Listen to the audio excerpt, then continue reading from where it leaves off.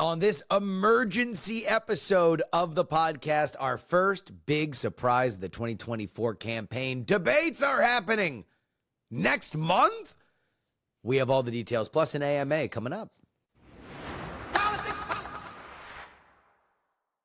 Hello and welcome everybody to the Politics program for, well, theoretically, Friday, May 17th, but you guys are going to get this on Wednesday, May 15th, an emergency edition of the program.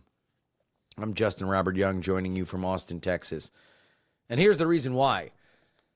I mentioned on the episode that came out today, that normally the Wednesday episode, that I felt like those polls, those New York Times polls, were the first big kind of decision gate event that we had for the 2024 cycle, the general election, not the primaries.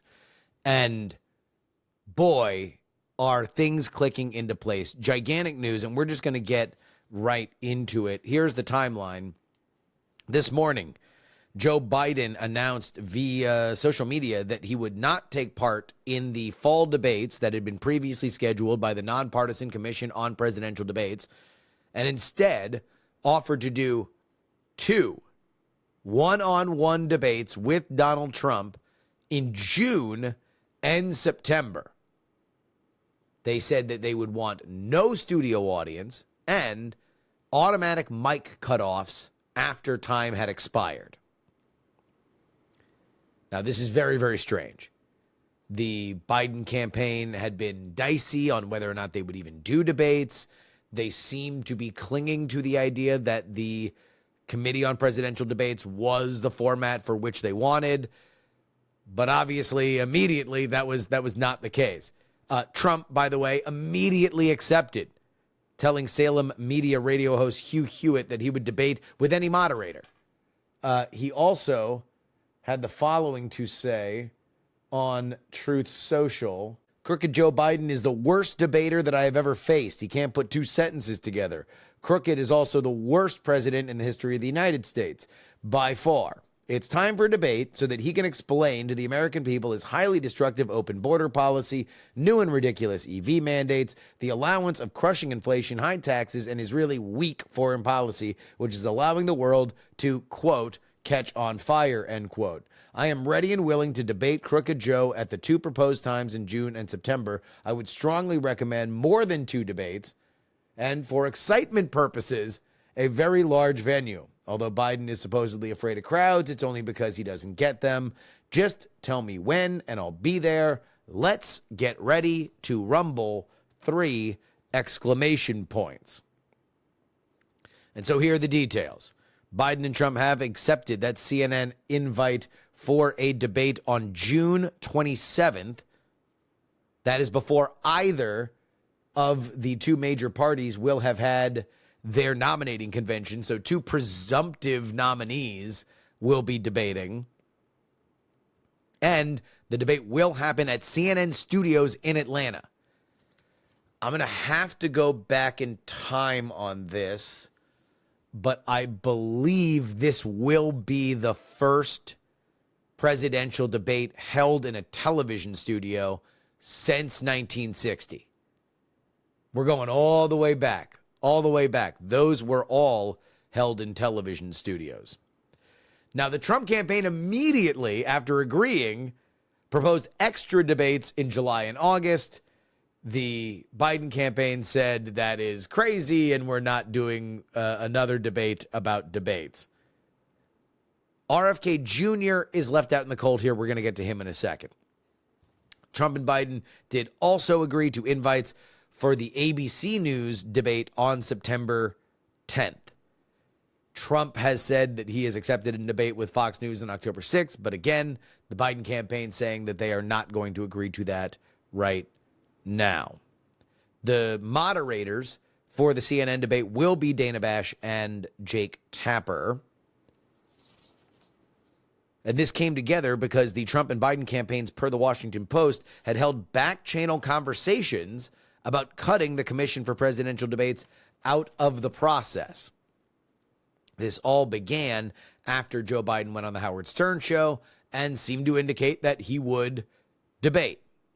Ron Klain, Biden's longtime advisor and first White House chief of staff, will take away time from his job at Airbnb to help prepare the president for the debates. Whirlwind here. A lot to go over. And here are my top line thoughts. First and foremost, the Commission on Presidential Debates is toast. It has handled the debate since 1988. It is a favorite punching bag of third parties. And now it's gone. It's done. Afuera. Over. This has been building for a while. Remember, Donald Trump did not like the Commission on Presidential Debates. After 2016, he threatened not to do any debates in 2020. COVID forced his hand there. He and the entire GOP said that they would not participate in any Commission on Presidential Debates events going forward 2 years ago. But again, Biden had clung to them and now says he is not going to do it. Why? Why did this happen? Well, let's just understand the facts on the ground before we get into a guessing game. The facts on the ground are this. As we covered in the earlier episode, the polls right now are bad. And I don't care how much Joe Biden or people in his orbit are telling the press that they don't believe the polls. They better believe the polls. They need to believe the polls. They want more variance. And so they are going to debate. Nate Silver makes the following point on his Substack. This is great gamesmanship by the Biden White House, by the Biden campaign. But it does reveal that they're not holding a lot in their poker hand. His point is this. It's brilliant to trade 3 debates after Labor Day for 1 debate after Labor Day. Why? Because Labor Day is closer to Election Day. So it does reveal that the Biden campaign doesn't particularly think that the debates are going to be more likely to be a boon than a drag on people's thoughts about Joe Biden. And if I am just handicapping this right now, what I would say to both candidates is the person who talks the most loses. If you are Donald Trump, what you want is Joe Biden going off the top of his dome as much as possible. We are in a meta right now where people, including the mainstream press, like to actually fact check Biden, especially if he is making a statement that is either untrue or confused. El-Sisi is the president of Mexico. There was an actual question from the White House press corps about the fact that Biden is saying that inflation was at 9% when he came into office. That was not the case. So there is more of an appetite for that. Trump can look presidential and just do whisper Trump voice and say the record, and he would have a pretty strong hand there based on the polling. The top 2 issues that voters care about by far are the economy and immigration. He's got the winning hand on that. Economy was good when I was there before COVID, and immigration has been an absolute abject disaster since he left, and it was because Joe Biden reversed Trump policies. Boom. The numbers on that are pretty unequivocal.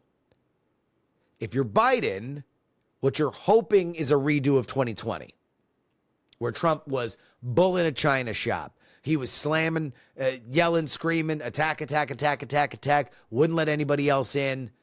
Joe Biden hits the haymaker with, man, would you just shut up? That was the move.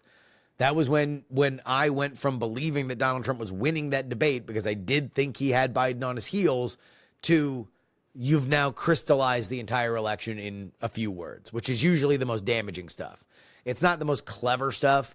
It's usually the thing that the rest of the public already understands, and you've just put it into a little bon mot. Biden did it. That's why it matters. So let's get into the JFK Jr. of it. According to Axios, JFK Jr. had a real chance at making the presidential debate stage in the Committee for Presidential Debates metric. That means that he would have to be on enough ballots that he could conceivably win the enough electoral votes to become president, and he would poll high enough to make the stage. Now, CNN's rules are actually more lenient than the Commission for Presidential Debates rules. CNN's rules say that a candidate needs 4 polls at 15%. But here's the catch. If it's in June, then the likelihood of RFK Jr. getting ballot access officially is less. Because whether or not he will be on enough ballots, it's unlikely that he's going to be able to sew all that up through the Byzantine world of those offices by the time that the cutoff period is, which is about a week before. So that will be June 20th, let's say. It's unlikely that's going to happen. So there will almost assuredly be one debate that is one-on-one. And RFK Jr. would have to really speed things up to have anything else be the case. I'm shocked. I'm floored. This is definitely Joe Biden calling Donald Trump's bluff. Donald Trump has been out here saying, let's have 5, 6, 7, 8 debates. I'll debate you every week. If you want, tell me when, tell me where, I'll go. Biden calls him on it, and Trump seems all too happy to step into the fray. Are debates a good or bad thing for Joe Biden? Boy, that's up in the air. So here's the track record recently. Biden has done better in debates did better in debates in 2020. Of course, there were 2 of them, not 3, because of Trump getting COVID, than people expected. He has overperformed during big speeches, like the State of the Union. But he has struggled recently when it comes to off-the-cuff stuff. And again, if you are prepping Donald Trump, boy, patience, patience, patience. If he can act presidential, I don't think there's a lot of win conditions for Biden. Biden is taking both of these chances because he believes Donald Trump is impetuous enough to embarrass himself and to remind voters that Donald Trump is not just Trump's economy. He is all the chaos, all the negative feelings that you felt from 2016 to 2020. So, wow. Big surprise. I'm thrilled. You guys know I love debates. I have watched every single presidential debate. I made a card game based on presidential debates. So I'm very excited that they are happening, and I hope we get more than 2. Oh, also a VP debate that would happen in between the conventions. So in between the Republican convention and the Democratic convention, which makes me think that we are going to get a Trump VP pick soon. In fact, I would take a guess that it'll be after the first debate, because you can save it as a game changer if it doesn't go well. You can change the conversation, or you can spike the football. But that would be around the time that it normally happens. But you never know with Trump. You never know. He might just make his pick tomorrow, at which point we'd have to do another bonus episode.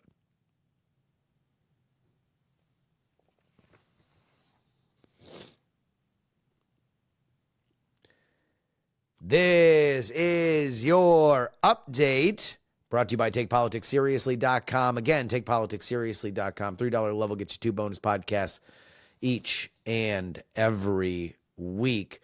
Some results here to the Maryland Democratic primary. Ashla also Brooks pulling off the big, fat, hairy upset over David Trone. David Trone had led in almost every poll in this. Also, Brooks had a lot of the support, or the entire support, of the Democratic establishment in Maryland, and with a pretty sizable victory, a 13-point victory. Also, Brooks wins. David Trone is a congressman. He is somebody that has a lot of money. A founder of Total Wine and Spirits, if you have ever gone to that fine establishment.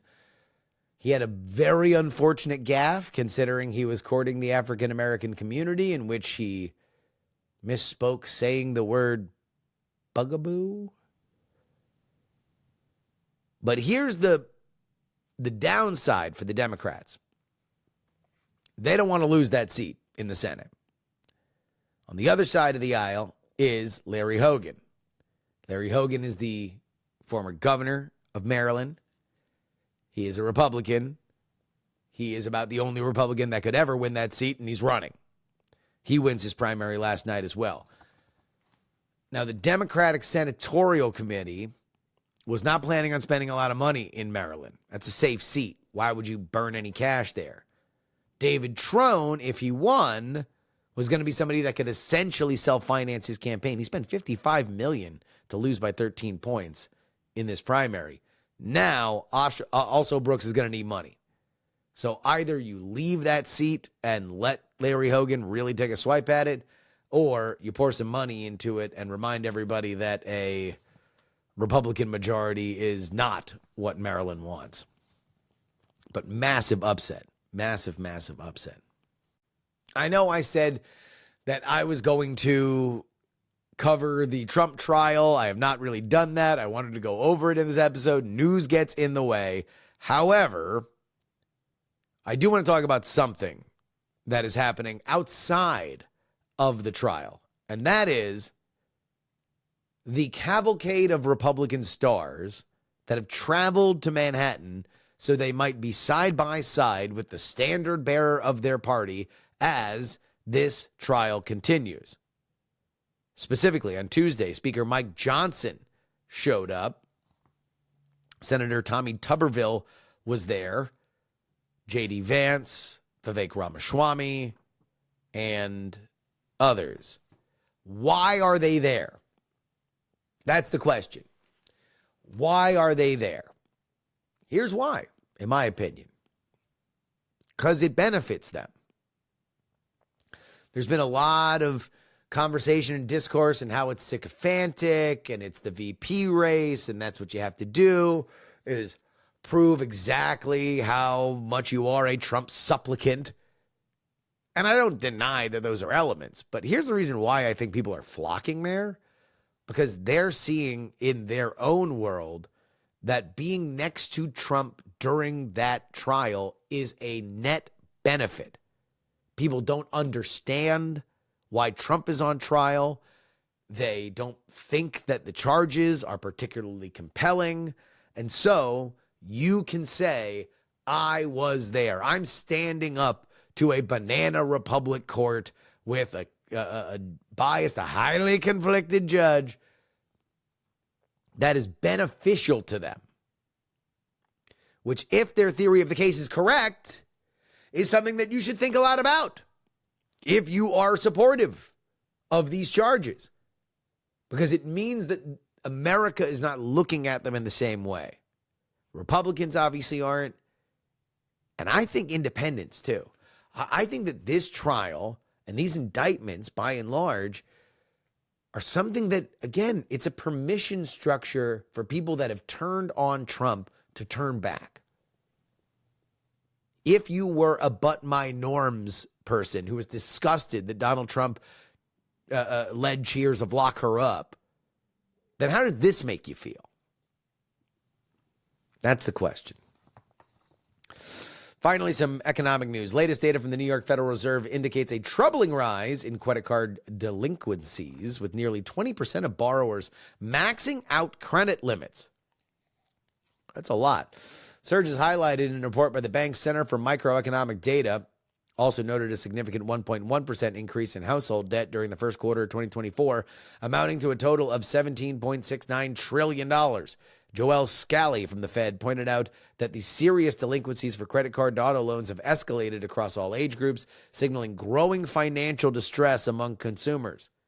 The report further breaks down credit card usage, revealing that while the overall credit card utilization rate held steady at 23%, disparities in financial health are evident. Nearly half of all borrowers use less than 20% of their available credit, but about 18% were using 90% or more, categorizing them as maxed out. These maxed out borrowers are now experiencing higher delinquency rates, with a third of their balances delinquent last year, up from less than a quarter before the pandemic.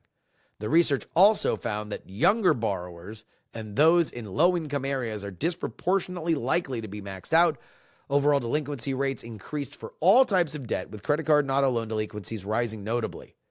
Now, there is some semi-good news on the economy front. The latest Consumer Price Index showed that prices were up 3.4% over the last year. That was eased slightly, literally slightly, from 3.5% the month before. So 3.5% was a modest jog up. 3.4% is literally the lowest jog down, quote unquote. So it is slowing, but still higher by 1.5 than the Fed wants. TakePoliticsSeriously.com, where you need to go to support this show. 2 bonus episodes each and every week at the $3 level and above. All right, guys, I promised an AMA. I was going to wait a little longer, but I got some really, really good questions, so we're going to go through them. Our 6th month to go AMA from folks from our Discord and our email. If you guys like it, then maybe we'll build this into a segment, maybe once a month, something like that. All right, let's begin. Not Moose starts us off. How much for the naming rights of my newborn daughter? We're not gonna negotiate that in public, but I will take bids if you would like to name my unborn daughter. Then, yeah, theyoungamerican@gmail.com. Serious inquiries only. I look forward to meeting Ethereum Young. Arcto writes, what would you do as Justin Amash's campaign manager to have him win the primary and then the general for Senate in Michigan? So I haven't really talked about it a lot on this show, but on We're Not Wrong, where both my co-hosts Jen Briney and Andrew Heaton are huge fans of Justin Amash, I tend to be very dismissive of the former Republican House member and somebody who is now running again in the Republican Party for Senate. He's going to get run over by Mike Rogers, who's almost assuredly going to win that primary. But,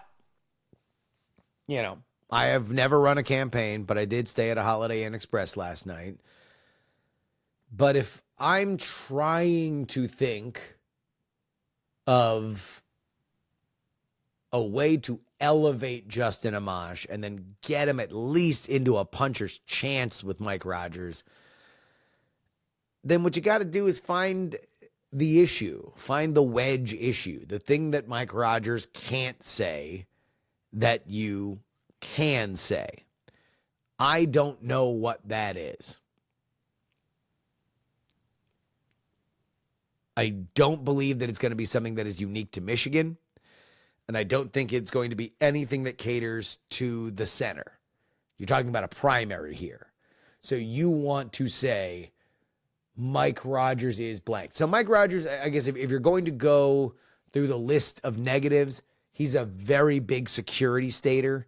So he is somebody that you could credibly say is part of the censorship industrial complex.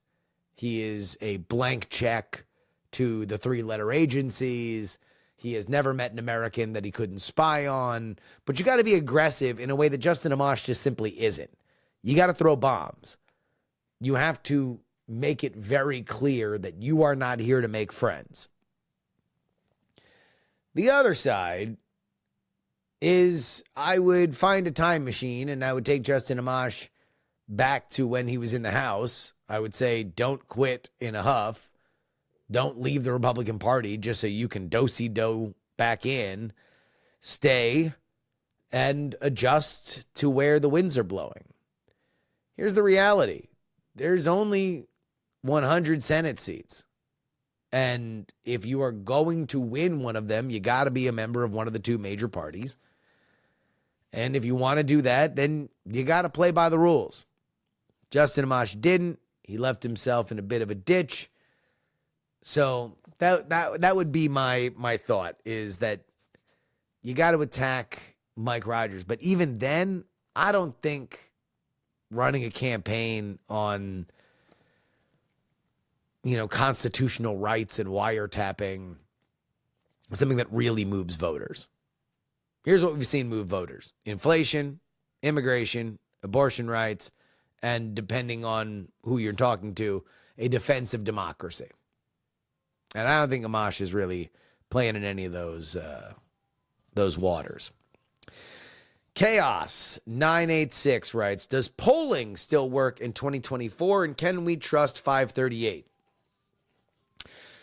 If you're unaware, for those who are unaware, 538 is the polling aggregate news resource founded by Nate Silver, but now not run by Nate Silver, still a part of ABC News.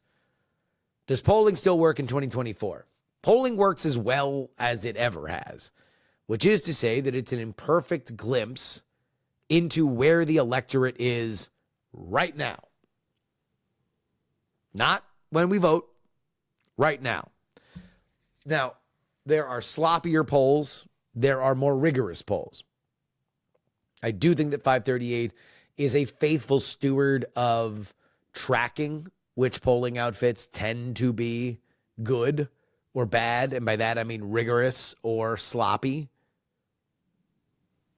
I do tend to believe that polls in general under-index for Trump, not Republicans, but Trump. I think what we've seen over the last 8 years is that Trump tends to be underrated. Republicans that run like Trump tend to be overrated because they assume that low propensity voters are going to turn out like they turn out for Trump. They don't do it for Herschel Walker. They don't do it for Mehmet Oz. They don't do it for Blake Masters. They do it for Trump. Trump is that dude. So, can we trust 538? Again, trust it like just one piece of information in a puzzle and understand that, again, this is about today. I mean, to be totally frank, polling is about what happened a week ago, because that's how long it takes to put these things together. Unix Chick writes, what do you think of Lichtman and the keys to the White House? Well, Unix Chick, I got to tell you, I was not familiar with Mr. Lichtman. I'm sorry. I was not familiar with your game. So I looked it up. Mr. Lichtman has pioneered 13 keys for the White House. Instead of looking at horse race polls, what he does is judge 13 true or false questions. If the incumbent candidate answers 6 or more false, he believes the challenging campaign is going to win. If it is 5 or fewer false, he believes the incumbent's going to win. So we can go through it right now. Number 1, party mandate. After the midterm elections, the incumbent party holds more seats in the U.S. House of Representatives than it did after the previous midterm election. That is no, even though we are in a very thin majority for the Republicans now, it's no. Okay, key 2. There is no serious contest for the incumbent party nomination. Depends on how you define serious, but I believe there was no serious incumbent party nomination fight. Number 3, the incumbent party candidate is the sitting president. There we go. Got that one. Okay. So 2 trues. Key 4, there is no significant third party or independent campaign. I'm going to say this one's false because we do see, at least in the polls, movement, meaningful movement when RFK Jr., Jill Stein, and Cornel West are put in. And very clearly the Biden campaign is taking the RFK candidacy seriously. One might say it's the reason he agreed to debate, because he's afraid RFK Jr. was going to get up on that stage. So I'm going to say that key 4, false. Key 5, the economy is not in recession during the election campaign.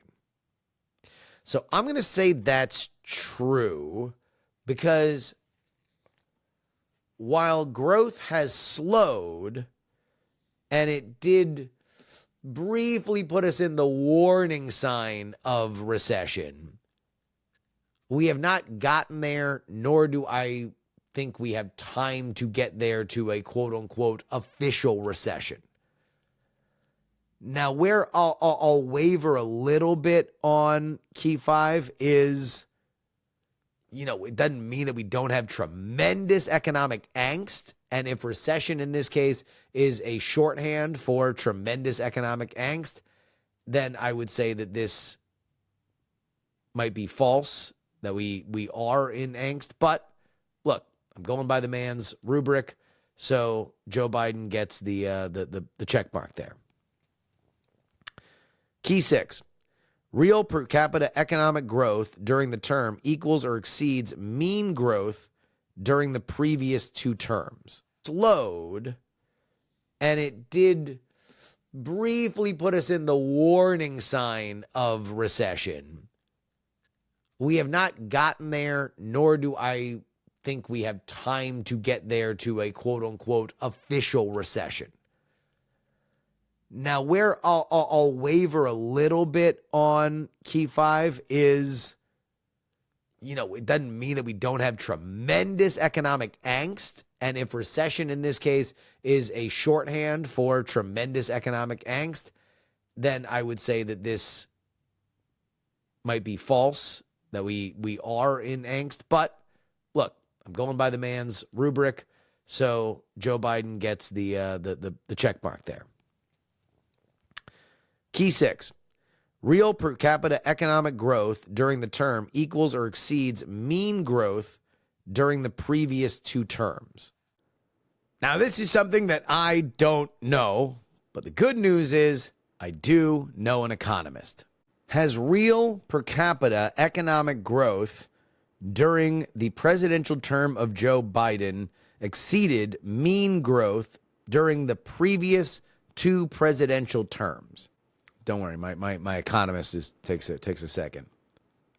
So, according to my economist friend, real per capita economic growth during President Joe Biden's term has indeed exceeded the mean growth during the 2 presidential terms. Okay, so Joe gets a check there.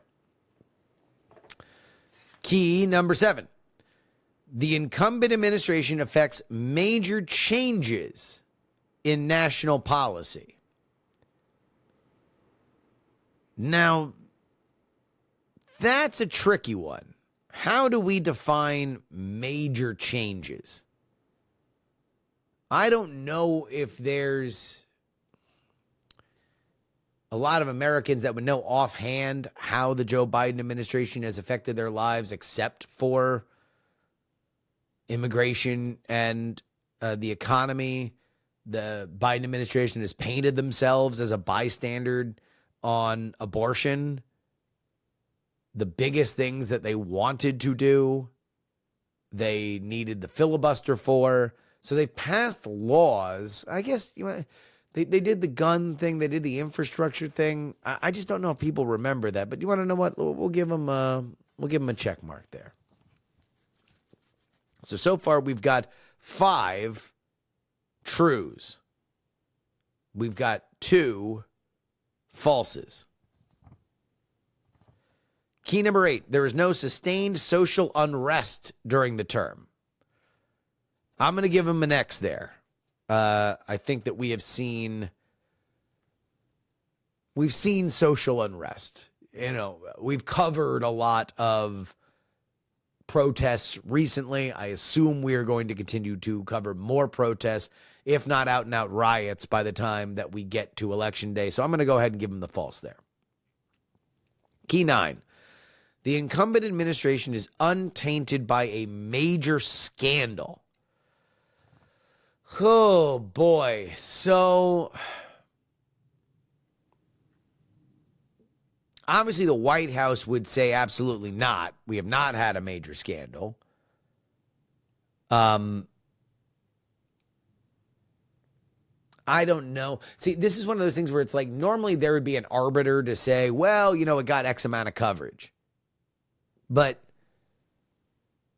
there are some things that I think were quote unquote major scandals in like the Trump administration that were probably overblown. And I think that there were major scandals here in the Biden administration that have been kind of underreported, undercovered. Like, is there any question that if something like Ashley Biden's diary, Joe Biden's daughter, had been verified as hers, a diary for which had been passed on to Project Veritas. Project Veritas had it out there that she writes in her own diary that she was molested by her father. Asks herself, let me be clear, asks herself whether or not she was molested by her father. Talks about shower time, uncomfortable shower time with her father. Do we think that that would have been a major scandal with Donald Trump? I tend to think so. In the way that I tend to think Hunter Biden's laptop would still be something that we are talking about. Why? Because we're still talking about Stormy Daniels. And the Stormy Daniels thing is way less interesting than the Hunter Biden laptop, which has also been confirmed as his. So just to keep this close, I am going to say that they have been tainted by a scandal. But I don't love that one, so we're just going to leave that there as it is. So now we are at 4 falses, 5 trues. Remember, we got to get to 6 falses for these keys to say that Joe Biden's going to lose. Key 10. The incumbent administration suffers no major failure in foreign or military affairs. Hey, falsaroo, falsaroo, everybody, you're false too. Foreign policy's been a rough one. Obviously, Afghanistan is something that turned Joe Biden's approval rating. Ukraine started off as a big rallying point, has since become a drag, and Israel is Israel, right? In Gaza. So we are going to say that that is false. That now evens us up. 5 trues, 5 falses. And that means that Joe Biden has to go 3-0 to make sure that, according to these keys, that he retains the White House. I feel like this is like the poli-sci nerd version of a Cosmo quiz. I love it. Key 11.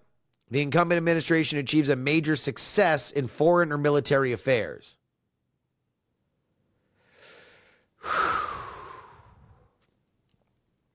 Are we calling Ukraine a success? I'm going to leave that. For a second. Key 12, the incumbent party candidate is a charismatic or national hero. Oh boy, we're going to go false on that. And key 13, the challenging party's candidate is not a charismatic or national hero. This gets us back to I think Donald Trump is certainly more charismatic and more fascinating than Joe Biden.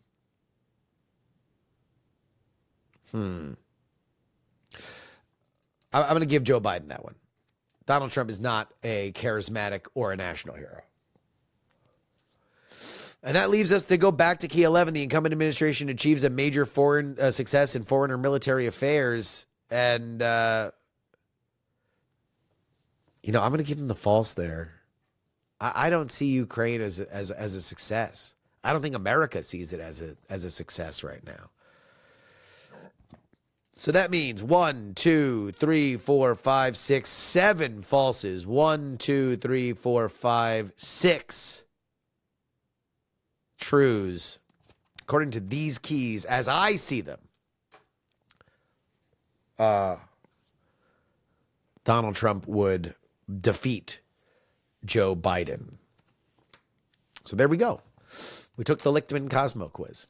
By the way, he wrote about this last in January and suggested that Biden was ahead on these. I don't know if anything has changed since then, if Gaza would count as a major unrest and more of a foreign failure.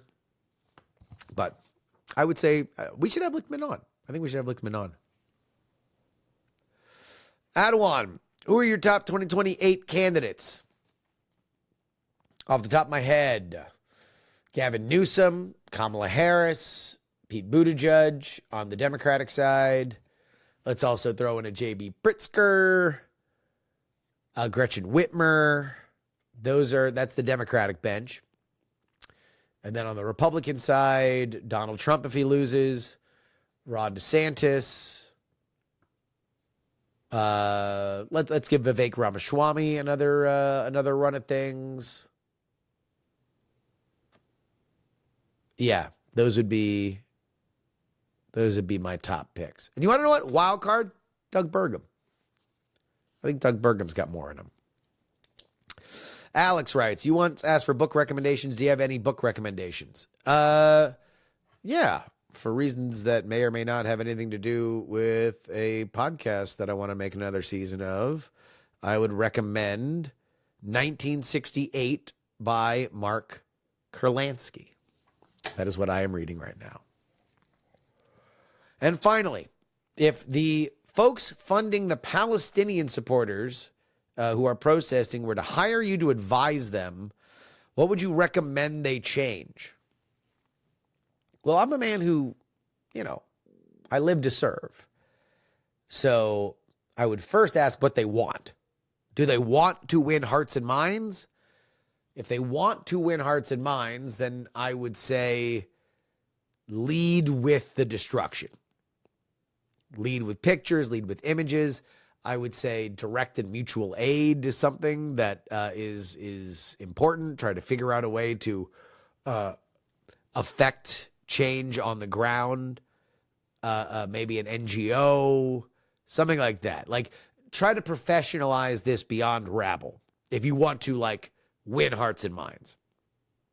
If you literally just want to cause chaos, I would say everything you're doing, plus. Organize more.